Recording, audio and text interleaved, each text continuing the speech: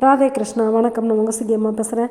மார்கழியும் மாதவ பெண்மணிகளும் அப்படின்னு நம்ம பார்த்துட்ருக்கோம். இன்றைக்கி மார்கழி 2ஆம் நாள்.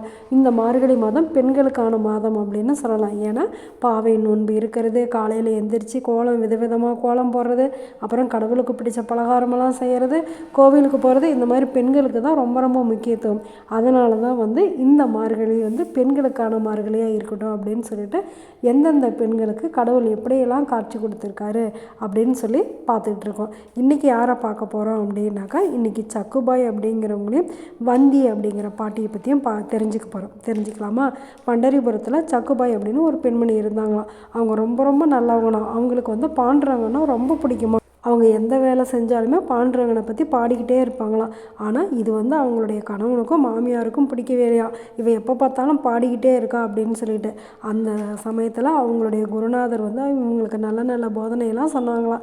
அதெல்லாம் கேட்டு இன்னும் பாண்டுரங்கன் மேலே அதிகமாக பாசம் பண்டரிபுரம் போய் பாண்டுரங்கனை பார்க்கணும் அப்படின்னு சொல்லி ரொம்ப விருப்பமாயிருச்சான். பாண்டுரங்கனை பார்க்க ரொம்ப ஆசைப்பட்ட சக்குபாய் அவங்க மாமியார்கிட்ட கேட்குறாங்களாம், எனக்கும் பண்டரிபுரம் போகணுன்னு ஆசையாக இருக்குது, நான் போயிட்டு வரேன் அப்படின்னு. இவன் இப்படியே விட்டா சொல்லாத போயிடுவா அப்படின்னு சொல்லிட்டு சக்குபாயை ஒரு தூணில் கட்டிடுறாங்களாம். கட்டின வாட்டி அப்படியே சக்குபாய் அங்கேயே அப்படியே மயக்கமாகவே இருக்காங்களாம். பாண்டுரங்கனை நினச்சி பாடிக்கிட்டே. உடனே பாண்டுரங்க நீ போய் பண்டரிபுரம் போய் பார்த்துட்டு வா, உனக்கு பதிலாக நான் இங்கே இருக்கேன் அப்படின்னு சொல்லிட்டு சக்குபாயை அனுப்பி விட்டுறாராம். நீ வர வரைக்கும் நான் இருக்கேன், நீ போயிட்டு வா அப்படின்னதுமே சக்குபாயை அங்கே போய் பாண்டுரங்கனை பார்த்துட்டு ருக்மணியை பார்த்துட்டு அவங்களுக்கு அங்கேருந்து வரத்துக்கே மனசு வரலையா.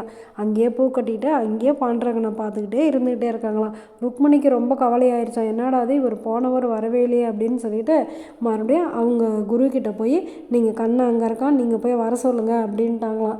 இங்கே பார்த்தாக்கா கண்ணை சக்குபாயோட எல்லா வேலையும் செஞ்சு அவங்களுடைய கணவனையும் மாமியாரையும் மனசெல்லாம் மாற்றி வச்சிட்டாங்களாம். ஏன் நம்பியிருந்த ஒரு பெண்ணோட உருவத்தில் தானே வந்த பகவானோட கருணை எப்படி சொல்லல அடங்குமா? அடங்கவே அடங்காது. அடுத்த கதை என்ன அப்படின்னு சொல்லி பார்க்கலாமா? வந்தி அப்படின்னு சொல்லி ஒரு பாட்டி இருந்தாங்களாம். அந்த பாட்டிக்கு எல்லாமே சிவபெருமான் தானா. அவங்க பிட்டு செஞ்சு விற்றுக்கிட்டு இருந்தாங்களாம். அப்படி செய்கிற பிட்டில் இறைவனுக்கு படைச்சிட்டு அதுக்கப்புறமேட்டு தான் அவங்க வியாபாரமே பண்ணுவாங்களாம். ஒரு தடவை மதுரையில் அளவு கடந்த தண்ணி வந்துருச்சான். வீடுகள்லாம் மூழ்கிற மாதிரி ஆனதுமே பாண்டியமானன் என்ன பண்ணிட்டான், வீட்டுக்கு ஒருத்தர் வரணும், அணை கட்டணும் அப்படின்னு சொல்லிட்டானா. உடனே எல்லாருமே வேலை செய்ய முடியாதவங்களாம் ஆள் வச்சுக்கிட்டாங்களாம். இந்த பாட்டிக்கு வேலைக்கு ஆள் வைக்கிற அளவுக்கு வசதி இல்லையே, நான் என்ன பண்ணுவேன் அப்படின்னு சொல்லி சிவபெருமான் கிட்ட வேண்டினதுமே சிவபெருமான் என்ன பண்ணிட்டாரு, கவலைப்படாத நானே வரேன் அப்படின்னு சொல்லிட்டு ஒரு வேலையால் வந்துட்டாராம். வந்துட்டு பாட்டிக்கிட்ட நான் உனக்கு பதிலாக நான் வேலை செய்கிறேன் அப்படின்னாங்களாம். பாட்டி சொன்னாங்களாம், உனக்கு சம்பளம் கொடுக்கறதுக்கு என்கிட்ட காசு இல்லைப்பா அப்படின்னு. நீ சம்பளம் எதுவும் கொடுக்க வேணாம், எனக்கு பிட்டு மட்டும் கொடு போதும் அப்படின்னு சொல்லி அந்த சிவபெருமான வேலையால் சொல்லிட்டாங்களாம். சரி அப்படின்னு சொல்லி பாட்டியும் ஒத்துக்கிட்டாங்களாம். பிட்டெல்லாம் வாங்கி சாப்பிட்டு இவர் போய் வேலை செய்யாமல் படுத்து தூங்குவாராம், பாடுவாராம், ஆடுவாராம். இதெல்லாம் பார்த்த அமைச்சருக்கு ரொம்ப கோபம் வந்துருச்சான். உடனே போய் ராஜா கிட்ட சொன்னதுமே பாண்டிய மன்னனும் பார்த்தாங்களாம். பார்க்கும்போது அவர் படுத்து தூங்கிட்டு இருந்ததுமே அவருடைய முதுகில் ஓங்கி ஒரு அடி விட்டாங்களாம். விட்டதுமே அண்ட சராசரங்களில் இருக்க எல்லா ஜீவராசிகள் மேலேயுமே அந்த அடி விழுந்துதான். உடனே இவர் வந்திருக்கிறது சிவபெருமான் தான் அப்படின்னு சொல்லி பாண்டிய மன்னனுக்கு தெரிஞ்சு அவர்கிட்ட மன்னிப்பு கேட்டாராம். வந்தியோட பக்தி இந்த உலகத்துக்கு தெரியணும் அப்படிங்கிறதுக்காக தான் சிவபெருமானே மண் சுமந்திருக்காரு அப்படின்னு நினைக்கும் போது அப்படியே மெய்சிலிருத்து போகுது.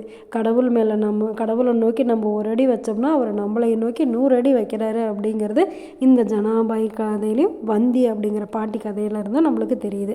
உங்களுக்கு இது பிடிச்சிருக்கும் அப்படின்னு நினைக்கிறேன். நல்லதை நினைப்போம், நல்லதே நடக்கும், ஆனந்தமாக இருப்போம். Okay, bye. ராதே கிருஷ்ணா.